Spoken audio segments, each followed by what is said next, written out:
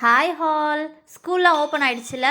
நம்ம போராக சட்னி சாம்பார்னு கொடுக்காம ஹெல்த்தியாக டிஃப்ரெண்ட்டாக ஒரு டிஷ் ட்ரை பண்ணலாமா? பட்டாணி உருளைக்கிழங்கு குருமா எப்படி பண்ணுறதுன்னு குயிக்காக பார்த்துடலாமா? அதுக்கு நம்ம என்ன பண்ணணும்னா, ஒரு கடாய் வச்சுட்டு அதில் ஒரு 2 ஸ்பூன் எண்ணெய் ஊற்றிட்டு அது காஞ்சதும் கடுகு சீரகம் போட்டு நல்லா பொரியட்டும்.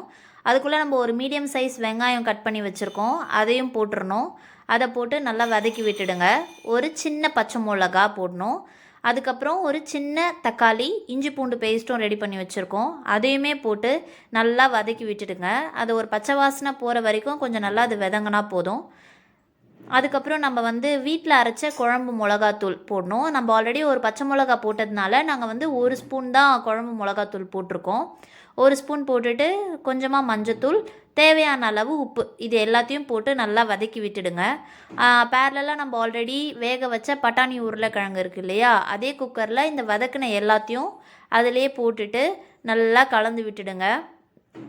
ஸோ இந்த கிரேவிக்கு தேவையான அளவு தண்ணியும் விட்டுட்டு இந்த பட்டாணி உருளைக்கிழங்கு வேக வச்ச குக்கர்லேயே இதையும் நாங்கள் ஊற்றிட்டு நல்லா ஒரு கொதி வந்ததுக்கப்புறம் தேங்காய் பால் எடுத்து வச்சுருக்கோம், தேங்காய் பாலையும் அதிலே ஊற்றிட்டு நல்லா ஒரு கொதி வந்ததும் இந்த சமயத்தில் உப்பு காரம்லாம் டேஸ்ட் பார்த்துக்கோங்க. பார்த்துட்டு இந்த குக்கரை மூடி வச்சுட்டு ஒரு 2 விசில் விட்டோன்னா டேஸ்டியான ஹெல்த்தியான பட்டாணி குருமா ரெடி.